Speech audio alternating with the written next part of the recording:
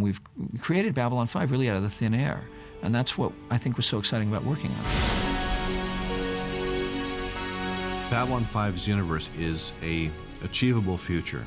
I said, make the design look like something we can build right now, because in theory we could. He really wanted kind of this teeming place that was an outpost, and a place that was unlike any kind of place we'd seen in science fiction television before. It was realistic.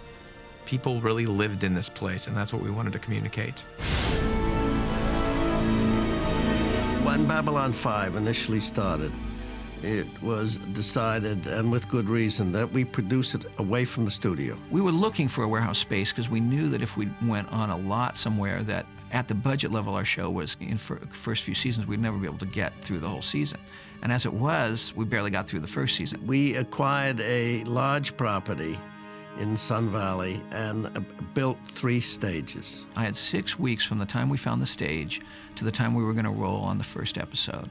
And so I had to build 12 standing sets and build 3 sound stages within this 60,000 square foot warehouse. And the reason for having 3 stages, we could be building on one, we could be painting and dressing another, and they could be shooting on the third one. So it was a big shell game. One thing I wanted from the very beginning was a production designer who came from a theatrical background. I knew that with a lot of techniques we'd used in the theater, we could come up with a lot of illusion.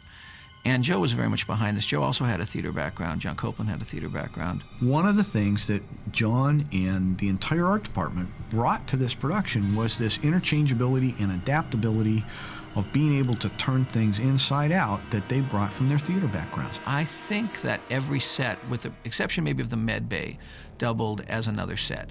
The Zocalo would also become the central corridor. It would also become its own kind of down below, and in some scenes it would become like the core, you know, where we were actually having the reactors and stuff like that. The quarters would always double, so Ivanova and Sheridan would have the same quarters. Delenn and Londo shared the same quarters, completely different dressing. And this is one of the greatest things about art direction is, even though it's painted the same color, even though it in many cases has the same furniture, if you change the dressing, all of a sudden you have a whole new set. And I love that about that show. We would do that a lot. Joe was very interested, though, in keeping a specific definition between the different worlds. I always tried to follow the rules of A, form follows function, and B, a culture informs its artifacts. We asked him, for example, what are the Minbaris like? And he said, well, this is basically a dying race. And so he really wanted it to be based on sort of a crystal look, but almost like the crystal, all of the color had gone out of the crystals. The Centauri, however, had the appearance of sort of this Napoleonic, you know, kind of world where it was very this imperialism. And we even kind of went that way with this kind of encrusted gold thrones and, you know, sort of the relics of an imperial nation. And the Narn culture, he had said, well, they're sort of marsupials and they're sort of lizard-like, and they have had war on their planet for so long that they basically live underground in rocks, and it's a windswept planet and very sunburnt. We didn't base it so much on the future and what we thought the future would be. We based it on what the race's aesthetic would be. The basic process in creating a new set for Babylon 5 would start with the script. I sat down with John and said, this is what I need to have in here. This is the basic minimum requirements for the action I have planned to take place. He would then go off and come up with 4 or 5 different designs.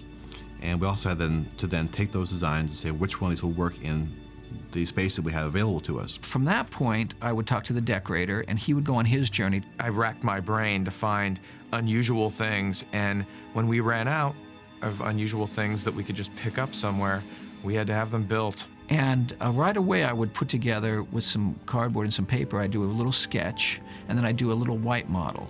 And this white model became an invaluable tool, and we literally had a white model for every set. He would come back with the small models of those sets for one last check to make sure we were all on the same page. Then they get the building.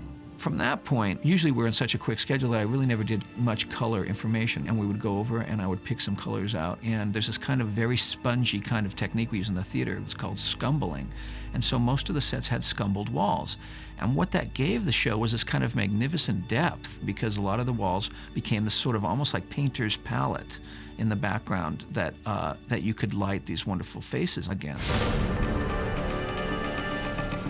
By the time we get to the 3rd season, we know there's going to be a big war, and it's going to be a shadow war. We didn't really have a place that would be considered like a war room. And this became a project that we started early in the season. So we started a very ambitious building plan, and we wanted to be a beautiful set. We also wanted to evoke the idea of these kind of war rooms from many other movies, and raised the whole production design of the show up a notch. Finally, after 2.5 years, we kind of got to the point where we needed to be, where we could really manufacture a set that really had a signature Babylon 5 look. One of the things we did in season 3 was to redesign the Med Lab.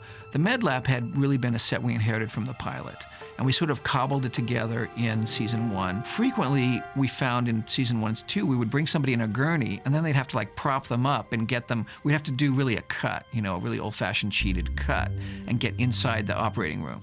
So we really decided to have these wonderful doors built that were these guillotine doors that went up, and that way you could wheel the gurney in and all the way into the Med Lab. And I took that opportunity to kind of blow the Med Lab apart. There had been so many problems with the Med Lab from the beginning, and it was kind of defining what is future of medicine.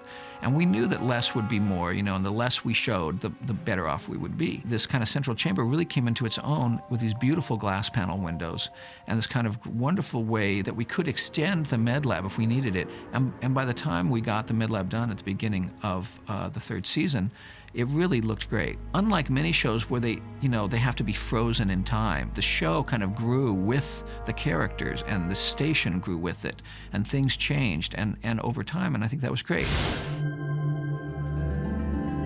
The White Star was a spaceship that was to be unlike any other, and it was designed sort of by the Minbari and the Vorlons, and it was to be sort of the new ship of our alliance. Most of the Earth Force things were clunky, and many of the Minbari things, we really didn't see the interior of them.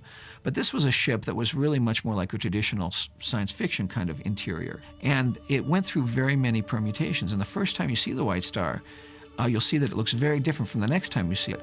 We did a big redesign on it, and we got it to a point where it looks better, but it was really kind of trying to break our own rules even, and trying to come up with something that doesn't look like anything else. There was no straight lines in it at all. It was all this kind of very streaming, kind of organic look to it, and it was a really interesting design problem, and was probably the hardest thing that we did on the show. When we needed a costume designer for Babylon 5, Joe and John came to me and they said, "Do you have anybody?" And I said, "You know, I have this great person," and her name was Ann Bruce. The people of Babylon 5 and the alien races seemed familiar somehow, and so they would be more accessible. And I think that that's something we really achieved fairly well, is that the Minbaris come across as real, and the Centauris come across as, I mean, flamboyant, but real. And there is less costumey about it as just the clothing of those particular worlds. As we got toward year 3, I said to Anne, I need to move these characters into a different space with the costume as well as with the story. And she came back with various designs. What we came up with was very simple, very sleek, very elegant, but sold the idea of a renegade operation. And Bruce and I developed this really wonderful palette for the show, which we kind of called Spicy Brights. And they were basically warm grays, warm tones, and certain kind of reds, certain lavenders, certain greens that were not really true colors. The only real true primaries we used were when we had to do a red stripe or a green stripe, but there were these sort of secondary colors that became this kind of warm glow of the show. We started with 12 sets. By the end of the first season, we could do over 100. By the end of the 3rd season, we could do 365 sets. We got to take our world and project it into the future and try to peek into other worlds. And I think for us, this was a great ride to be on. The significant thing for me was that with Ann Bruce and John Flynn and John Copeland and Joe, we created this world that doesn't look like any other show. You know, I'm very proud of that, and also the fact that we did it in a collaborative method where it was really the sum of all the parts that made it really as good as it is.